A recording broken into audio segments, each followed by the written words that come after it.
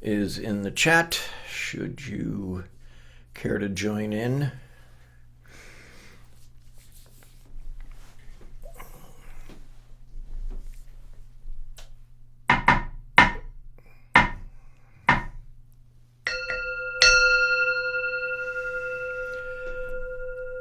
Hearing the sound of the bell, all thinking is cut off. Wisdom grows, enlightenment appears, hell is left behind. The three worlds are transcended. Vowing to become Buddha and save all people, the mantra of shattering hell. Om Garajya Sabaha. Om Garajya Sabaha. Om Garajya Sabaha.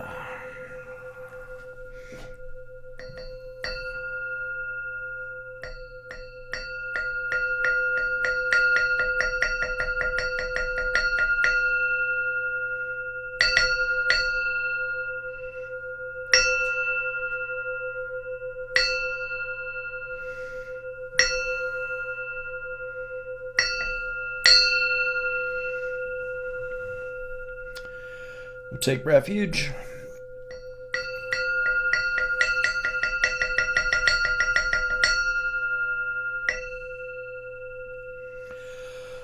Buddham Saranam Gacchami.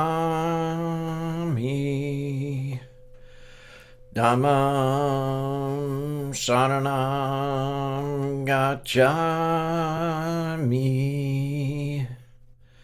Sangham Saranam Gacchami.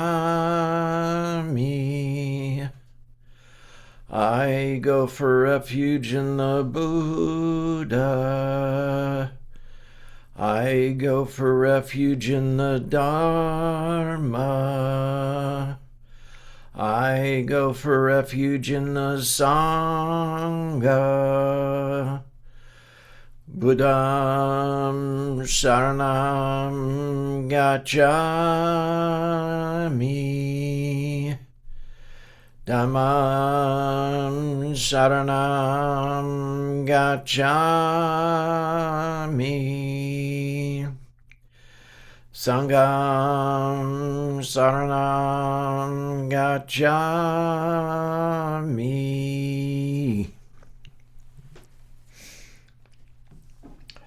All right, so we will begin with our 15 minutes of seated meditation.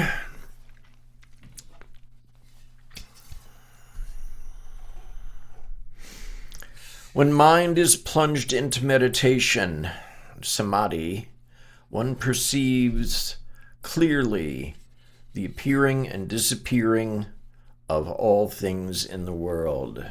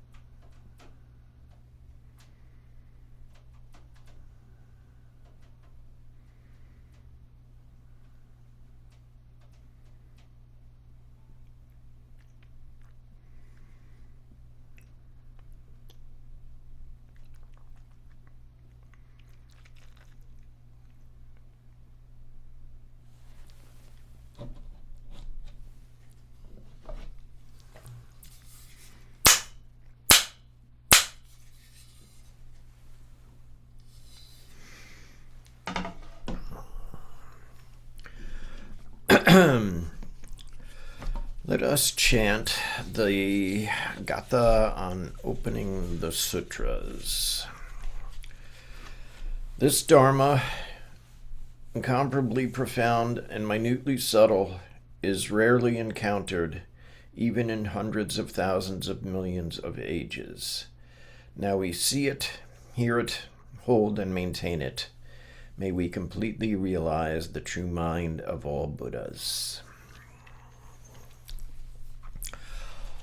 All right, here we are, another Monday night, sitting together, taking refuge in the Buddha, the Dharma, and the Sangha.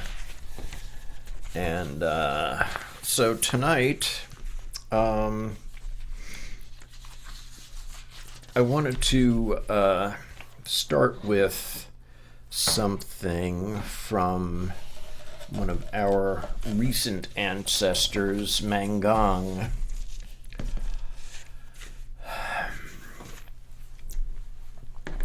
It is extremely difficult to get a human body, so don't waste the opportunity to practice hard. Once you miss the chance, it will be very difficult to get it again.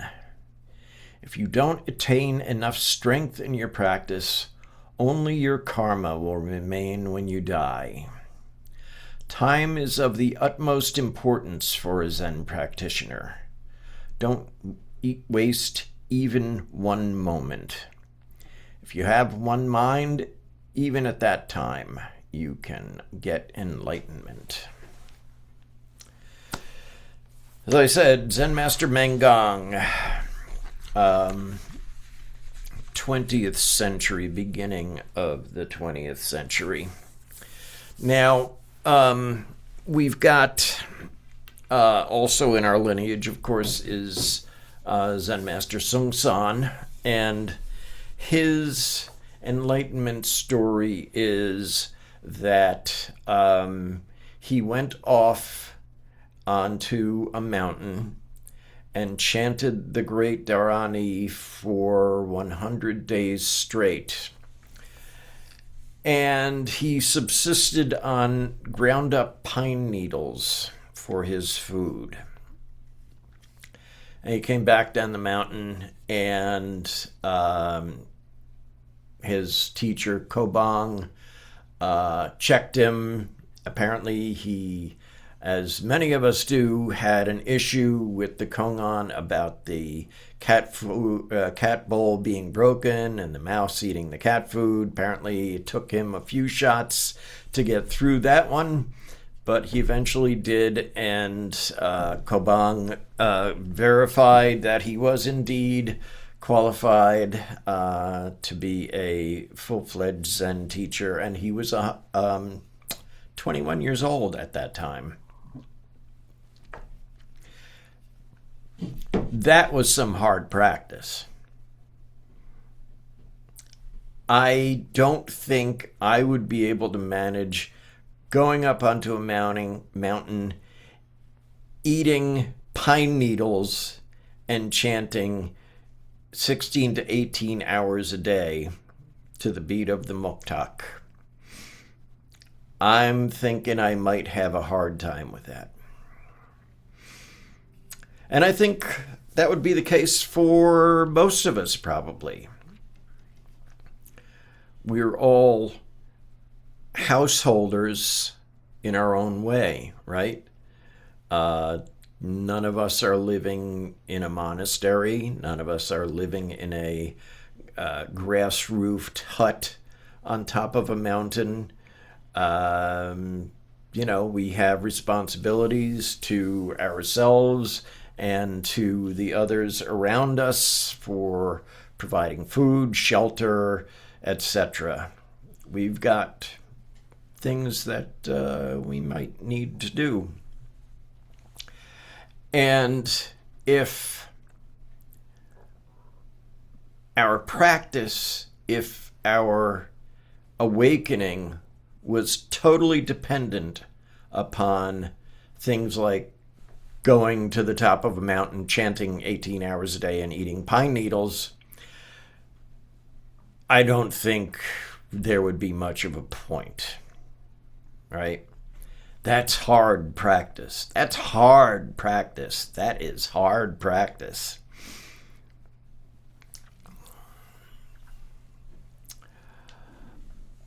Layman Pang,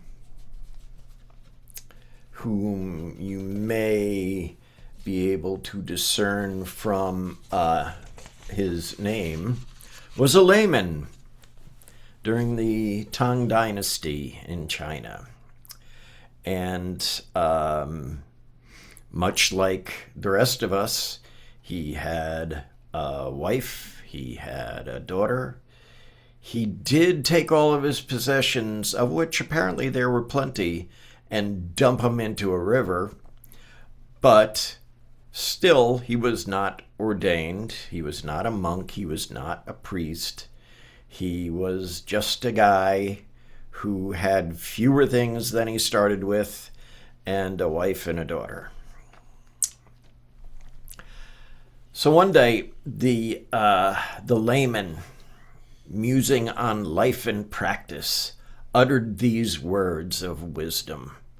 Oh, difficult, difficult, difficult. It's like trying to scatter 10,000 sesame seeds over a tree. The wife turned right around and retorted, oh, easy, easy, easy. It's like touching your feet to the ground when you get out of bed. And the daughter, not to be outdone, immediately she said, not difficult, not easy. On the tips of 10,000 grasses, the patriarch's meaning. What kind of patriarch's meaning can we find on the tips of grass? If you find that, you will get the true Dharma eye. And that bit came from, the last bit came from Song San. The rest of it was, the collection of Layman Pang sayings, the copy of which that I have is really dog-eared. The cover jacket is no longer, it's not even a cover vest anymore. It's just, it's seen better days. So, Mengang says to practice hard. Song San said, well, he did practice hard, and he's saying that on the tips of 10,000 blades of grass is the patriarch's meaning. So where does that leave us? I mean, if we're only practicing for the point of, getting enlightenment, then we're at a distinct disadvantage. We'd better start chanting Namu Amida Bul so we get reborn in that pure land to the west. Because it ain't happening this go-round. Better luck next time, kid. Another thing that Song San would say is, don't make hard or easy. Don't make good or bad. If you make hard, you get hard. Make easy, you get easy. Now, you would think that, easy would be good. I could get down with that. Thing is, human nature is such that, if something is too hard, then we don't want to do it because it would take too much effort. And we're kind of inherently lazy when you get down to it. We would like things handed to us on the proverbial silver platter. And on the other hand, the things that are too easy that are handed to us on the proverbial silver platter are sometimes not valuable to us. If it comes too easy, it has no real strong meaning a lot of times. You think that if it's easy, then, I don't really need to shoot 10 hours of foul shots a day. I can just go out and shoot a couple and I'm good. I'll get my 80% and it's just fine. I could go down a New York Knicks but I won't. Mitchell Robinson, that means you. So the daughter says, Layman Pong's daughter, that is, says, not hard, not easy. And then there's that bit about the patriarch's words on 10,000 blades of grass. Okay.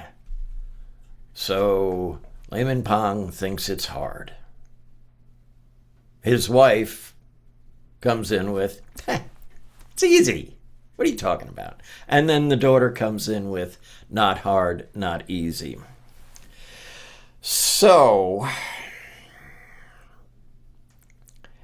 if we make hard, we get hard. If we make easy, we get easy. But we have those qualifications about not bothering, being lazy, and not bothering because it's too easy. It's not any value to us. So Sun Tzu would say, don't make anything. Don't make good and bad.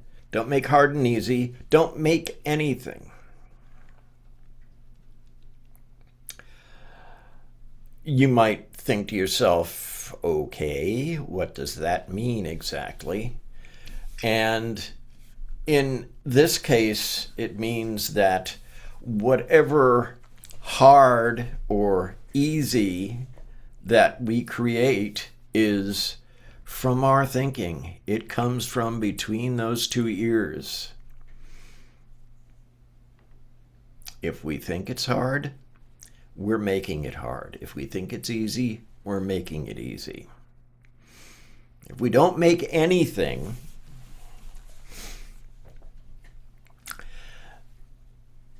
then the realm of possibilities is wide open. We're not excluding anything. We're not putting any value judgments on anything.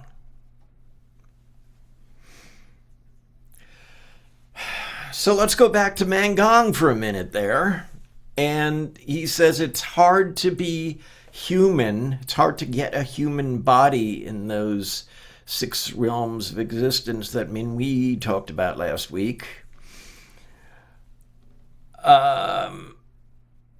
Don't waste the opportunity to practice hard. So what the hell? Mangang, he's, got a pretty good pedigree there. He was Sun Tzu's teacher, after all, teacher of teacher. So let's play with the words a little bit. Let's think of it as not hard practice, but diligent practice. Let's think of it as practicing with great determination. Diligence, of course, is one of those things that you may have heard about in Buddhism. Virya. So if we think of it as determined practice, diligent practice, dedicated practice, instead of hard practice. And if we think of it as simple rather than easy, like putting your feet on the floor when you get out of bed, It's simple. You could say it's easy too, but let's use the word simple. We'll use the word diligence, and we'll use the word simple. And that way, we're not making good and bad. We're not making hard or easy. We are practicing with diligence, which leads us to the point where everything becomes simple. All right. So, one of these days I'll have to drag out that copy of the sayings of Layman Pong just to show you how ratty it has become. So we will go back and have another 15-minute period of meditation. If while encountering myriad situations, your mind does not give rise to thinking, that is what we mean by unborn. The unborn nature is before thinking, and before thinking is itself nirvana or salvation.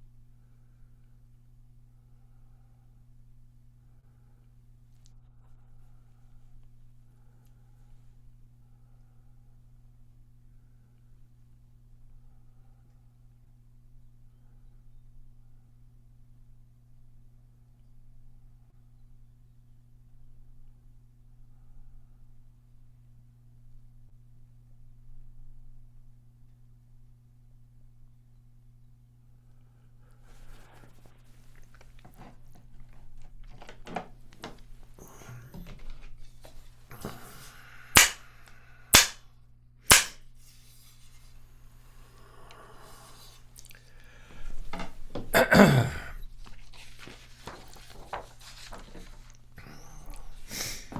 right. It is time for us to chant the Heart Sutra.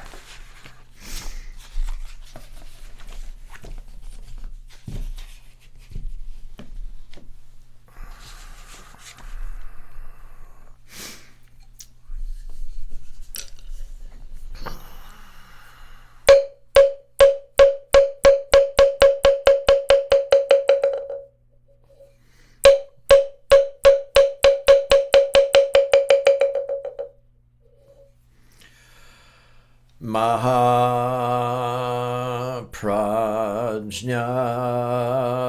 Paramita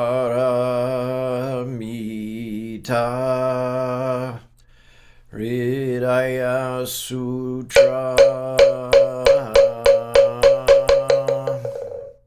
Avalokiteshvara Bodhisattva, when practicing deeply the Prajna Paramita, perceives that all five skandhas are empty and is safe from all suffering and distress. Shariputra, form does not differ from emptiness. Emptiness does not differ from form. That which is form is emptiness. That which is emptiness, form. The same is true of feelings, perceptions, impulses, consciousness. Shariputra, all dharmas are marked with emptiness. They do not appear or disappear, are not tainted or pure, do not increase or decrease. Therefore in emptiness, no form, no feelings, perceptions, impulses, consciousness, no ears, no nose, no tongue, no body, no mind, no color, no sound, no smell, no taste, no touch, no object of mind, no realm of eyes, and so forth, until no realm of mind consciousness, no ignorance, and also no extinction of it, and so forth, until no old age and death, and also no extinction of them, no suffering, no origination, no stopping, no path, no cognition, also no attainment, with nothing to attain. The Bodhisattva depends on Prajna Paramita, attains Anuttara Samyak Sambodhi. Therefore know that Prajna Paramita is the great bright mantra, is the utmost mantra, is the supreme mantra, is the utmost mantra, which is able to relieve all suffering and is true, not false. So proclaim the Prajna Paramita mantra, proclaim the mantra which says Gate Gate Para Gate Parasamgate Bodhisvaha Gate Gate Para Gate Parasamgate Bodhisvaha Gate Gate Para Gate Parasamgate Bodhisvaha.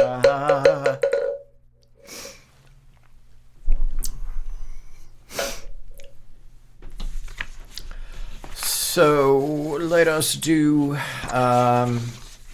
Venerable Wanji's loving kindness meditation.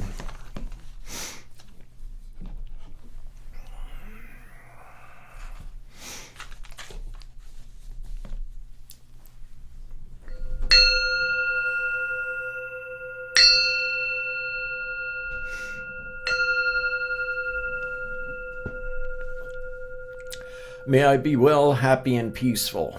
May no harm come to me. May no difficulties come to me. May I have a calm and peaceful mind. May I have patience, insight, courage, and compassion in meeting the challenges of life.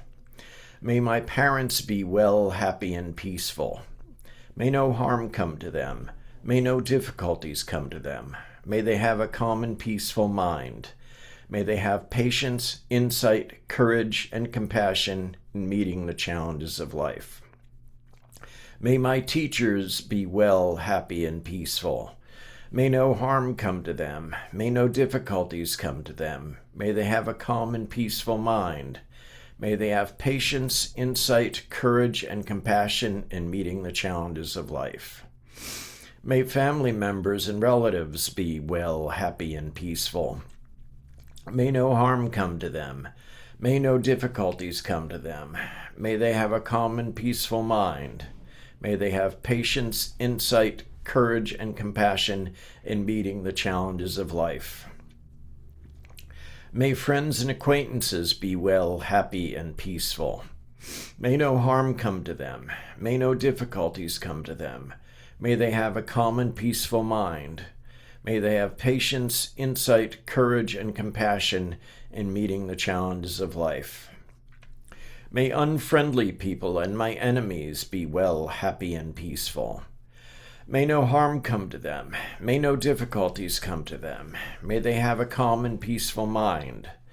May they have patience, insight, courage, and compassion in meeting the challenges of life. May unknown persons be well, happy, and peaceful. May no harm come to them. May no difficulties come to them. May they have a calm and peaceful mind. May they have patience, insight, courage, and compassion in meeting the challenges of life. May all beings, with form and without form, visible, invisible, born or coming to birth, large and small, from the highest realm of existence to the lowest, be well, happy, and peaceful. May no harm come to them. May no difficulties come to them. May they have a calm and peaceful mind. May they have patience, insight, courage, and compassion in meeting the challenges of life.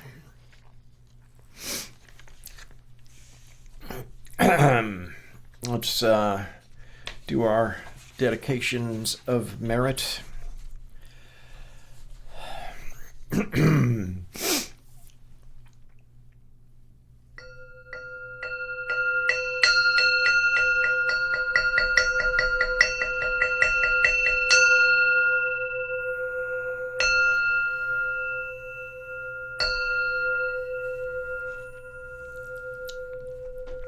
All sentient beings are one seamless body and pass quickly from birth to death. We remember those who cared for us and are gone. Those who are ill, those who are at war, who are hungry, and who are in pain, may they heal and have peace. We especially dedicate our service to Mike Gingy Wood, Sienna Wood, Brian Unger, Amy Rowan. Would anyone else care to add anyone in?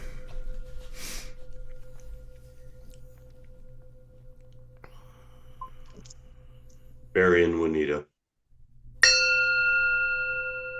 Anyone else? My Lin fam and Nem Tren.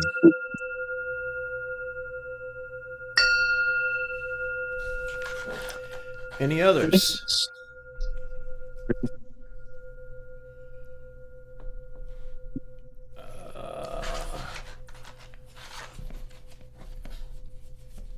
You're breaking up, so you will just have to dedicate merit yourself.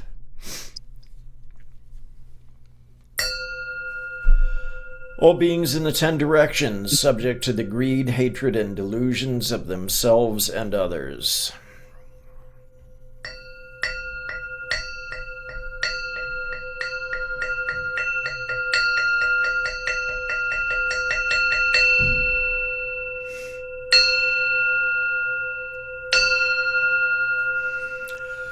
All Buddhas throughout space and time, all honored ones, Bodhisattva Mahasattvas, wisdom beyond wisdom, Maha Prajna Paramita. And let us do our faith in practice vow.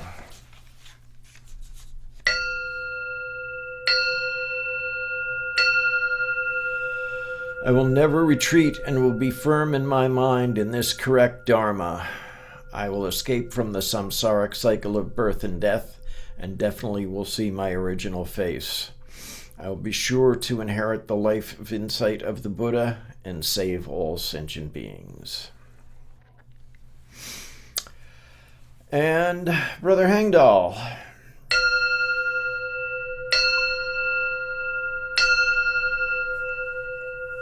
The spiritual source shines clearly in the light. The branching streams flow on in the dark.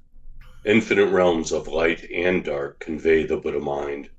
Birds and trees and stars and we ourselves come forth in perfect harmony. We practice and recite this for all beings, in grateful thanks to our many guides along the way. And Minwee, would you give us the 4 great Bodhisattva vows?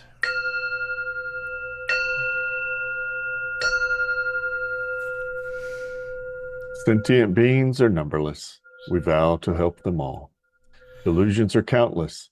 We vow to see through them all. Opportunities to awaken are infinite. We vow to embrace them all. The Buddha way is endless.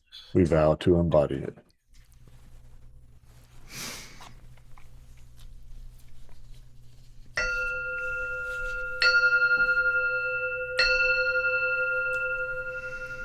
Life and death are of supreme importance. Time passes swiftly by and opportunities to awaken are easily lost. Strive to realize your true nature and do not squander your time by night or day.